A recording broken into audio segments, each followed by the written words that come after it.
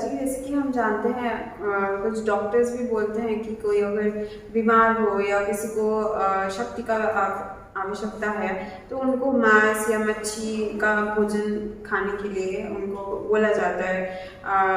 In fact जो बीमार है, बहुत बार ऐसा देखा गया कि जो बीमार है उनको चिकन सूप दिया जा रहा है। जी। तो ये आप जैसे कि आपने बताया पहले भी कि मांस मच्छी का हमको वर्जन करना चाहिए, तो ये तो फिर पूरा ही कॉन्ट्रडिक्ट हो रहा है। तो ये कैसे हम इसको जस्टिफाई कर सकेंगे? जी देखिए, हम सर्वप्रथम आप लोगों से ये कहें कि जो कहने वाले हैं वो है इंसान, और ये आवश्यक है कि इंसान हर समय पूर्ण रूप से वो सही है। अब क्योंकि एक व्यक्ति हर समय पूर्ण रूप से सही नहीं होता तभी वो इंसान है, अन्यथा वो तो भगवान हो जाते हैं। तो ये आपको स्पष्ट हो गया पहला। दूसरा ये कि किसी भी रूप, किसी भी स्थिति में मांस मच्छी तो खाना ही नहीं चाहिए, क्योंकि आप जब जब मांस मच्छी का सेवन कर रहे हैं, ये बात सिर्फ ऊर्जा की नहीं है, क्योंकि हमने इससे पूर्व भी आपको बताया समझाया कि जो ऊर्जा ही दूषित है वो आपके शरीर में जाकर कुछ कुछ चीजों में हो सकता है कि भाई आपके शरीर की जो आवश्यकता उन्होंने पूरा किया, पर बाकी जो चीजें हैं वो पूर्ण रूप से वो अनुचित कर देती है।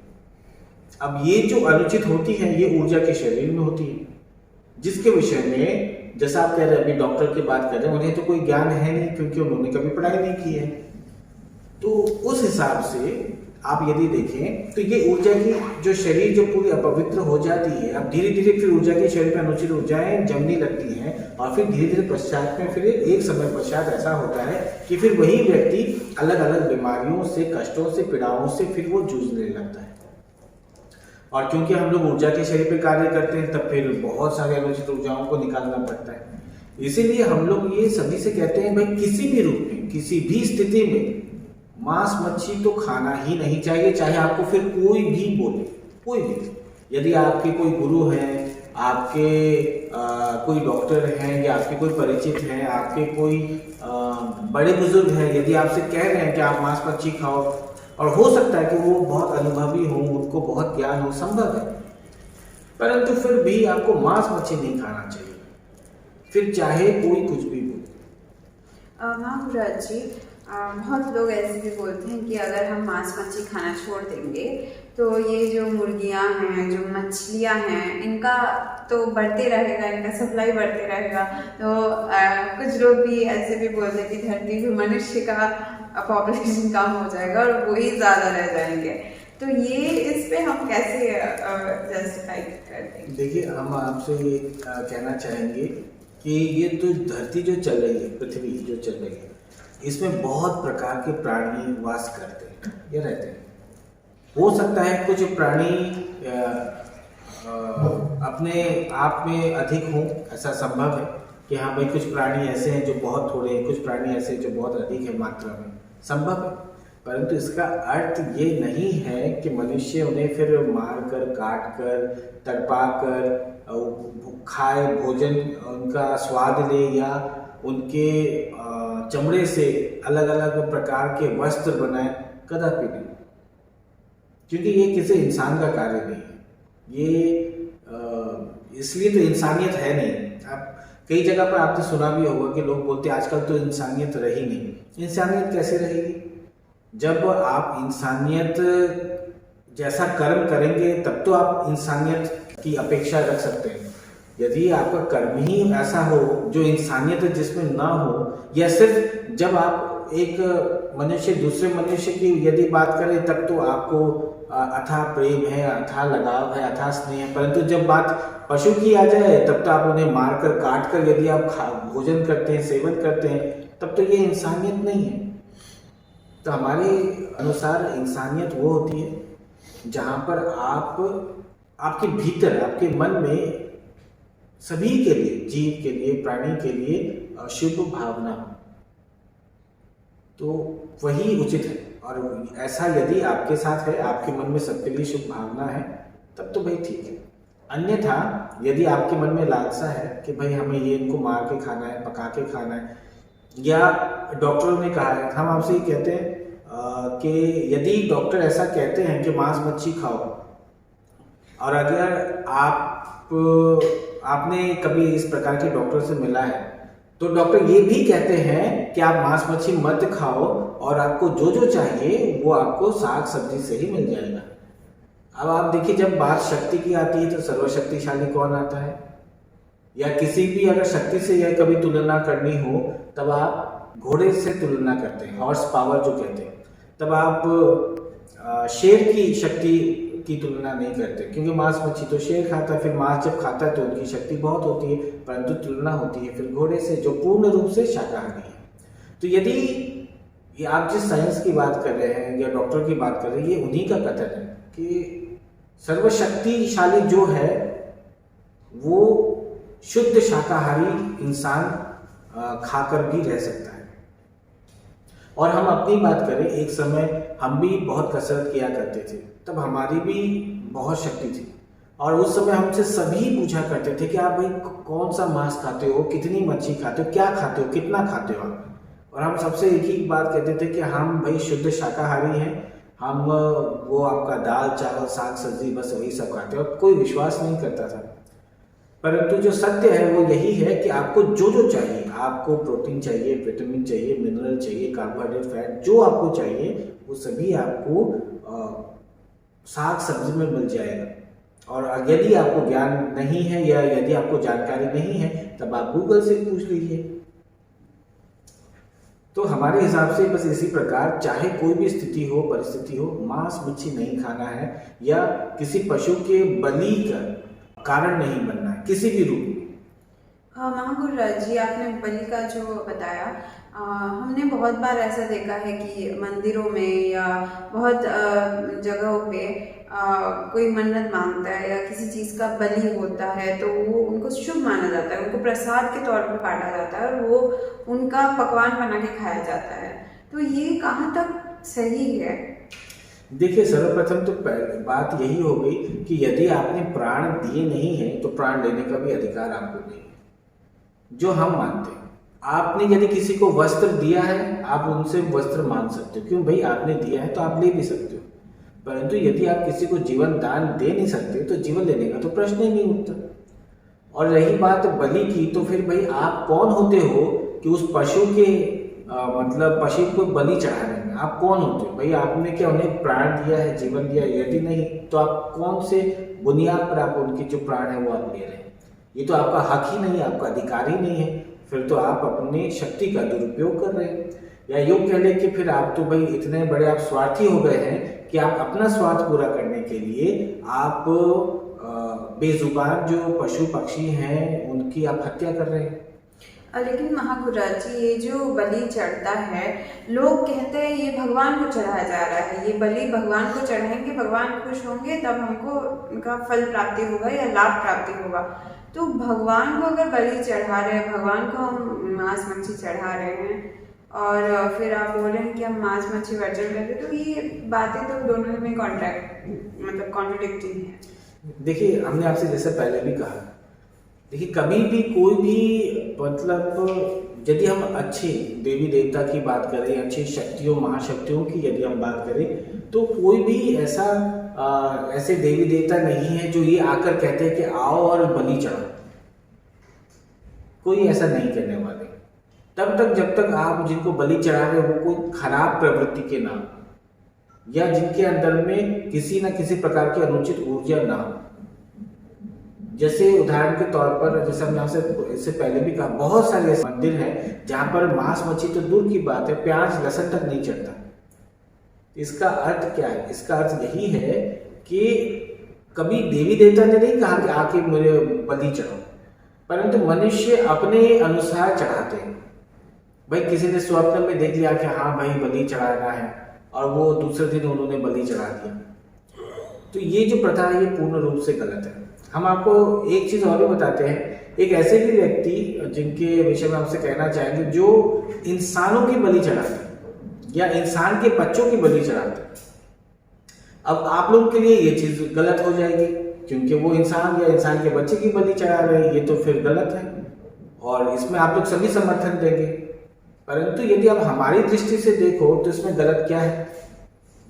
आप वहां पर भी किसी का प्राण हत्या कर रहे हैं, उनके मर्जी के विरुद्ध, उनकी इच्छा के विरुद्ध अपना कार्य साधने के लिए आप उनके प्राण की बलि ले रहे हैं। यहाँ पर एक मनुष्य दूसरे मनुष्य की बलि ले रहे हैं उनके इच्छा के विरुद्ध। तो हमारी दृष्टि से ये दोनों ही पाप है, ये दोनों ही गलत है। तो इस हिसाब से यदि आपको अपनी इच्छाएं पूर्ण करनी है तो आप फिर साधना करें, या आप जिनको मानते हैं देवी देवता को, उनको आप उनके कदम पर चलें। जैसे समझ लीजिए वो यदि ध्यान में, उदाहरण के तौर पर यदि हम शिव की बात करें, यदि शिव या शंकर को आपने यदि देखा है तो वो ध्यान में लीन रहते हैं। तो यदि आपको उनको प्रसन्न करना है तो आप ध्यान में लीन रहिए। इसका अर्थ ये नहीं कि भाई उनको प्रसन्न करना है तो हम मतलब अपने जोर जबरदस्ती से जिस चीज के ऊपर हमारा अधिकार ही नहीं है उनका हम प्राण की हत्या करके हम उनको प्रसन्न करेंगे। और आपसे किसने कह दिया कि वो प्रसन्न होते हैं? ऐसे तो वो प्रसन्न होते भी नहीं है। बाकी तो सब अपने अपने हिसाब से, अपने अपने मन से सोच लेते हैं और कर लेते हैं। महागुराज जी, अक्सर ऐसे देखा गया है, जैसे शादियों में होता है, बहुत ऐसी शादी है जिनमें मांस या मच्छी का सेवन किया जाता है और उनको बोला जाता है कि शुभ है। जैसे कि हमारे जैसे बंगालियों में भी होता है, सरस्वती पूजा में या उसके बाद एक प्रथा है, उसमें मच्छी का एक प्रथा है कि मच्छी खाना चाहिए उस दिन। तो लाइक ऐसे फिर कैसे वो चीज़ हो रहा है? देखिए, अब ये तो हम लोग सभी जानते हैं कि कलयुग चल रहा है। अब क्यों कलयुग चल रहा है? क्योंकि लोगों को सही चीज का ज्ञान ही नहीं है, तभी तो कलयुग चल रहा है।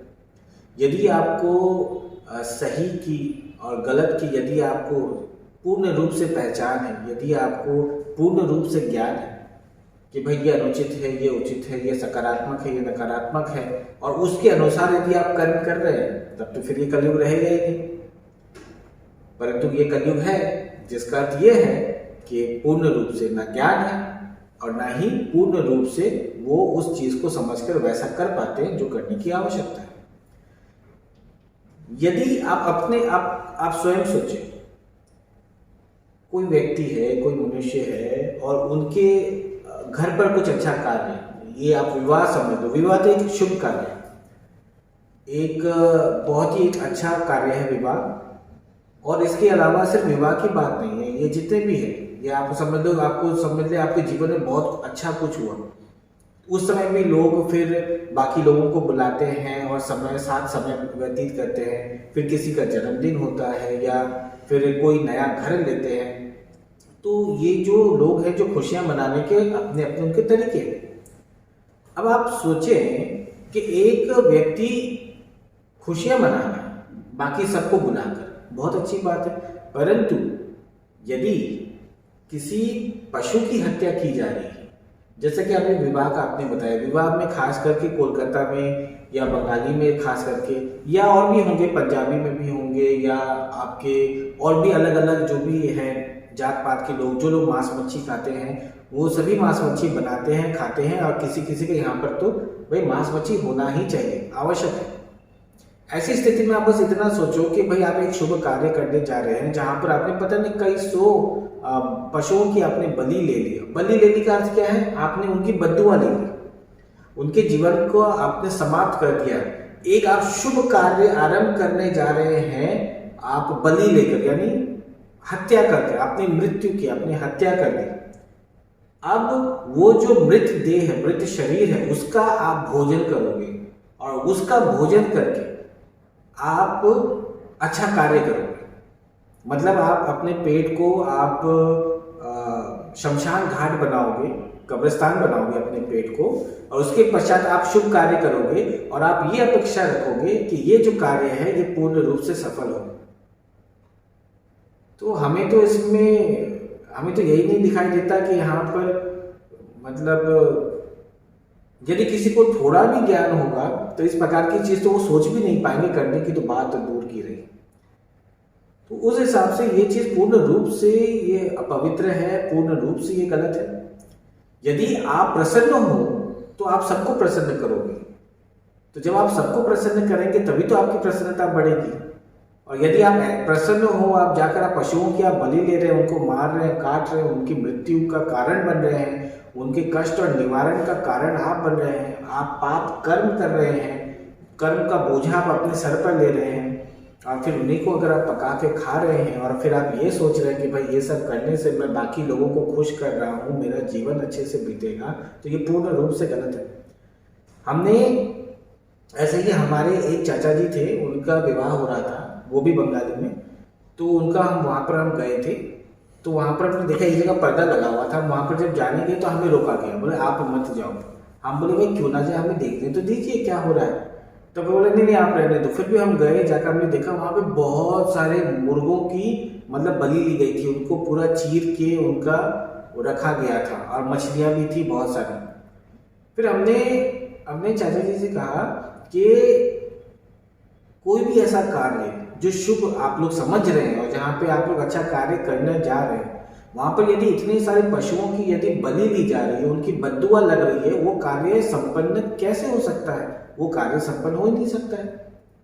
आपको शुरुआत में ऐसा अनुभव हो सकता है कि हाँ भाई मेरा तो सब कुछ अच्छा हो गया, परंतु समय बीतने के साथ साथ आपको समस्या निस्संदेह दिखाई देगी, और ऐसा कोई कार्य संपन्न हो नहीं सकता जिस कार्य में इतने सारे पशुओं की बलि ली जाए या उनकी बद्दुआ दी जाए, असंभव है। और फिर ऐसा हुआ भी, हमारे साथ में भी एक ऐसा हुआ था, हुआ भी।